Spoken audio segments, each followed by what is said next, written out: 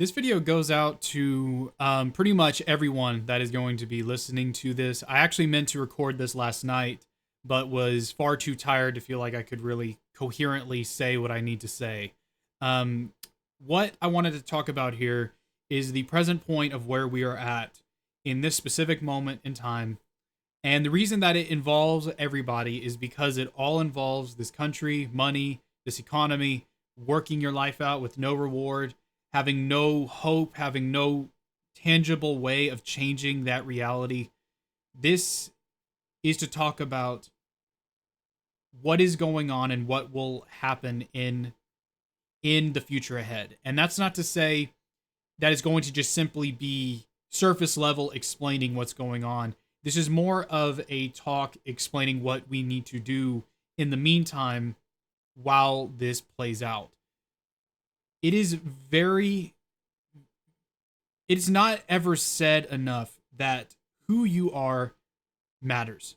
Who you are, who you want to be, who you desire to be in this present moment in time, beyond anything regarding money, your job, anything you want to do for this world, that matters. That is your soul. It is who you are.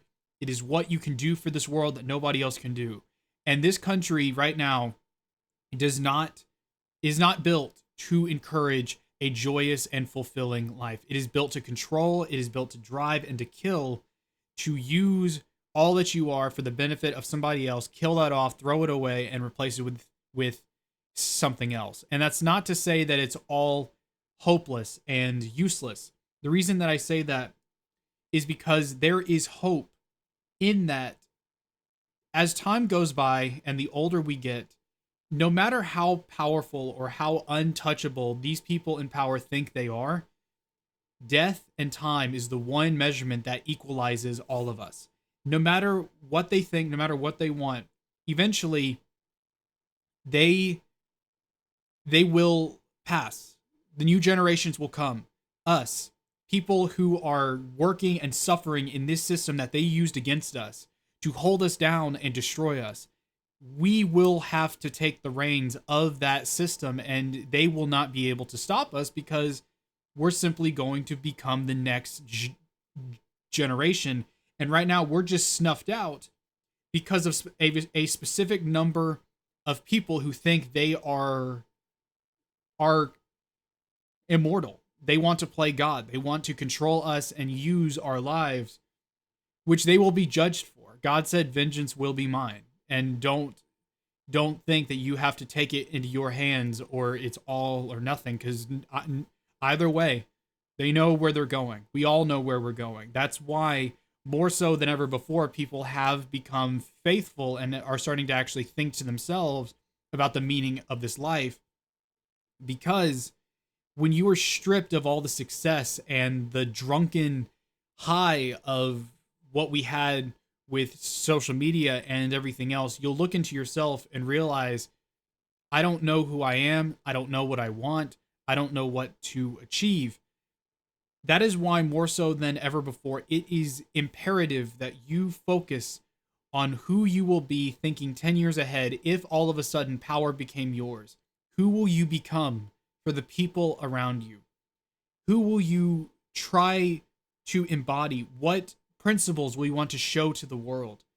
And that is something that right now, this is a tale as old as time. This is a generational thing that happens in, this is why they say history repeats itself, because there will always be a renaissance and an enlightenment. There is always the high, there's always the arts, the money, that drunken party that leaves you with nothing. And then people realize that they've done something very, very wrong, and they realize that they are empty inside. There's nothing left there. So that is where they start to look to themselves. And you want to bring context and meaning into everything around you, to bring wealth of your soul and your place in this world. And that's where we're at. You'll notice that people now, that drunken high is gone. we are in the moment. We are looking at ourselves and realizing how damned this situation is. And that is the that is the current place in time that we are at, where we're just now realizing it's like, what have we done? Where are we going? You see all these people on the internet, you look at movies, you look at these businesses, you look at what's going on with us losing our jobs and not having anything to show for the life that we have to suffer through every single day. That is waking up. And that is a power that starts to mount that no amount of money can stop. Once people rally and realize that they are lost, that they are broken, that they are nothing, that is when change comes. This is the prime time, as even Jesus had said that right now the crop is ready to be sown and reaped. We are ready to see something new come up because we are now seeing beyond anything this country could put onto us. We see who we are and how empty everything really is. You want to see wealth, you want to see authenticity, you want to see the soul, you want to see goodness and truth and justice shine through everything. And that is why we will become the next generation to hearken a new future ahead. I don't know what that will look like. I don't know if everything we've ever known will not count anymore. But we have to count on what we will have to do for those we love. And that is really the choice we have to make in this moment in time, is realizing that sometimes I think to myself, I don't know how true it is, but the whole vibration and realities kind of moving on, where like a new chapter is beginning, a new phase is beginning, where you will leave this one phase and enter the next one, where whatever you knew no longer counts. But what does count, that is intrinsic, that is unmovable and unchangeable, is your soul, your heart, your desire to lead, to help others to better their lives when they have no hope, no one to speak to them. I mean, you look at the news and you look at them saying now that people now talk to Chat GPT as their only friend, and listening to everything they say. That is how broken and lost we are, that there's no one around them. They're so desperate and lonely and terrified that they're going to listen to machines, when we have the whole earth of people suffering and hurting every single day, who long for the same exact connection. And I always think to myself of the movie Braveheart, when um when basically the person who was going to rule Scotland under the ruling of England, his father told him that all men betray, all men lose heart. And it was at a point in it where he realized that everything he's done is wrong and betrays his belief in life. And he says that I don't want to lose heart. I want to believe. And I never really forgot that, because I just think to myself, it's like the world will always tell you to just betray and fall away and just follow the rules. But at the end of the day, it's like, but then what's the point of being alive if you just lose heart and turn away from everything good in this world? And right now, it's hard to believe in that because we have no money, and belief and faith does not bring a profit. But you have to believe in the investment of the future. And that's something that money can't buy. A true kingdom is built on integrity, on morals, on truth, because you not only have the success, but the belief of the people that you serve. And that is a power that no dollar can buy. That is something that is a once in a lifetime opportunity to achieve something bigger than yourself, larger than life. And that's where you eventually come to the conclusion that God is the only answer. Because if you hope to do something larger than yourself, larger than life, well, then you're going to have to put faith in things beyond your control. things that you don't understand yet, things you don't know, but you do it anyways in faith. You continue to walk forward. That's the difference. And it's always the same stories through the Bible. You'll notice that they don't just tell you what to do and what not to do. They lay out in stories, and it's always the same story where people wonder, when does this torture end? When does this torment end? And you look at every story, and they waited. People suffered for a long time. David was exiled throughout pretty much his entire 20s. Like, I believe, like, it was like from what, like 22 or something until he was 30 years old, living in exile with thieves and outlaws because he was marked for death by a corrupt king. And all those years, it's like just wondering, has God abandoned me? And that was half of the Psalms, is him just saying, like, where is my God? What has happened to me? Why is this happening? And I also think of the story of Jericho, where God tells Joshua to march around the city for 7 days, every single day marching. And you have to wonder why. Why not just give it to me now? Because then on the seventh day, God said, blow the horns and the walls will fall. And it's more of a symbolic showing of every story that people went through scripture, that to become the very best that you can be, to achieve the true goal, it takes time. It takes doing the same things continuing the same fight every single day and standing until the very end. Because then that is when your soul is measured. That is when your soul is strengthened. I mean, in Romans, Paul even says that I prayed that God would take away the thorn from my flesh, and he said no, because my power is made perfect in weakness. And Paul said, therefore, I will boast of my weaknesses. Because in those moments, that is when you are the strongest. And you'll notice that's like the pressure years, right? The pressure years of your 20s or your 30s, whenever you're just stuck in such a tight of a situation where any choice you make will determine your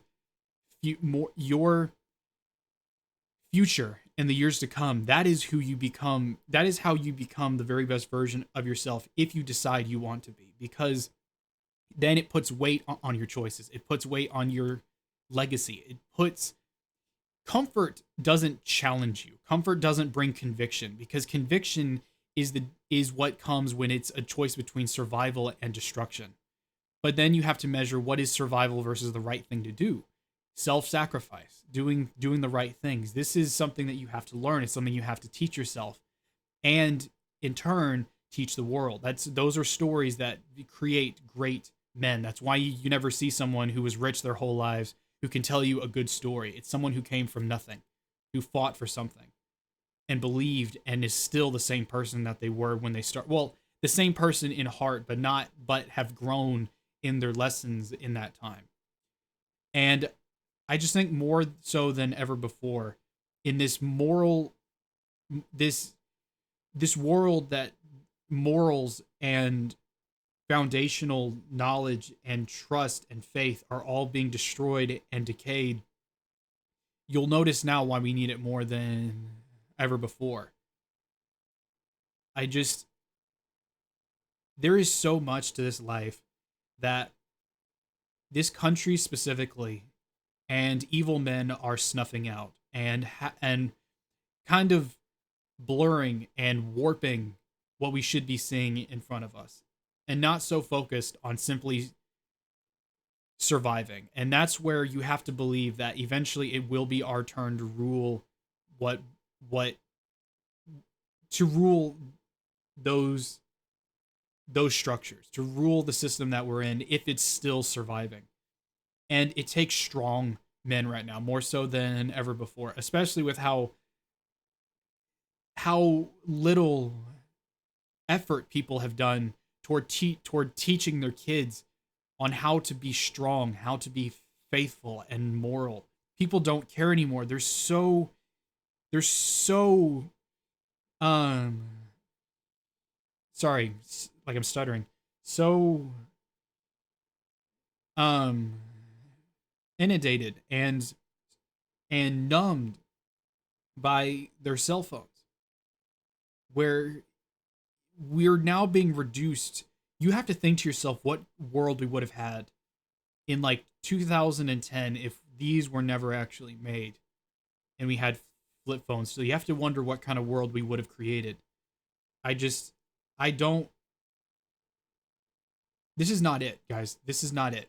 This, these things, the world, the virtual life that we have is not everything. And it's making us believe it's kind of forcing you to believe that it is it because no one can make any money anymore. So people put their faith in TikTok and these systems, but it's not. That is where faith comes in. You have to learn to let go and look to yourself and realize the answer is lying within you, not not anything our leaders can provide, not anything that the world can provide, but something deeper inside you. And that's believing in miracles, believing that God can do something for you that is larger than life and not some and something that is beyond your power in your flesh, something that is beyond you that you can't achieve on your own. And that is a realization that I can't teach you. It's something you have to turn that corner and pray to God that the Holy Spirit would show you that, would show you the answers, and to read of his word and to listen to him. Because right now, more so than ever before, the world is ready to change. And that can either be in the hands of those same corrupt men that don't care what happened to us, or it can be in our hands. But either way, you see the way the world is going right now, and people have had enough. And I have to believe that things can change. I have to believe that things can finally turn the corner that we've been waiting for, where people finally sobered up and realize what happened. And to look to the past and hold on to the things that counted and bring them to the future. That's why I've been so focused with my channel on nostalgia and retro content, because I'm trying to bring the spirit of what we had into the future, that enthusiasm, that heart, that authenticity, that desire to build wonderful things for the world. And we lost that at some point. And I just think it's cell phones and just giving us the answer that sometimes we don't need right now. You need to look into yourself and explore your spirit and your heart and your mind and see where you've gone wrong and learn to correct it and become better. Become selflessly better. And that's why I've just, every once in a while, I always think about Spider-Man 2, which to me is one of, growing up, I realized it's like it is one of the best superhero movies ever made. The reason for that is because it's about the reason why. Why do you do it? Because the entire movie, Peter Parker is just losing everything. His life is falling apart. And it's that difference between, why do you do this? For guilt? Do you do it for you? Do you do it for what you want? And he quits for some time. And it's really the turning point when Aunt May tells them that I believe there's a hero in all of us that keeps us honest, that gives us strength, and tells everybody else to hold on just a second longer, to be the person that everybody needs you to be. And Spider-Man 2 is about the why. Even if you lose, why do you do it? Why do you self-sacrifice? If your life is not benefiting, why do you do it? And it's just because it's the right thing to do, and it gives others the hope to be the very same kind of person. That's really the difference between great men and weaker men, is not giving up no matter what. Even if the world is against you, you keep going forward. And I have faith that we are at that point where things can finally change. I have faith that we can finally make a difference. Because I think the cracks are starting to show. The world we see was ruled by a specific number of people. All the movies, the music, the TV, everything that we see right now is ruled by a specific number of people, and that facade is fading. They're not making money anymore. They're having to lay people off. They're panicking. They're falling down. They're on a foundation of sand that is quickly falling from underneath them. And it's going to leave a lot of opportunities for new people to step in, for new people to stand up for what's right. And I think that right now, that's why it's more important than ever before to look into your to look unto oneself and see your flaws and understand that you can be better and do better for everybody around you. And that's something that takes time. It's something that takes effort to think about. But there is no perfect thing that was made in just a few days. It takes a process of years of suffering, of struggle, and the will to finally see the end of all of it by becoming better than who you were before. And a lot of people will just betray themselves. And that's why so many people right now just kind of get upset at the thought of what people do now with streaming and OnlyFans and just these things that at the end of the day will leave them destroyed, that will have nothing left for them at the end of it all. You have to think about what gives back because you invested in the world and not trying to just make something quick and not thinking about years ahead. What if you're 50 and where would you be? Where would your reputation be? You have to think about what this will build from the future. And that's not an easy thing to think about. But I just I'm making this to just explain that they must change. They must become better if we hope to make a greater future than what we have right now. And you have to have faith that things can become better. And start within yourself. Don't hope that somebody else would do it.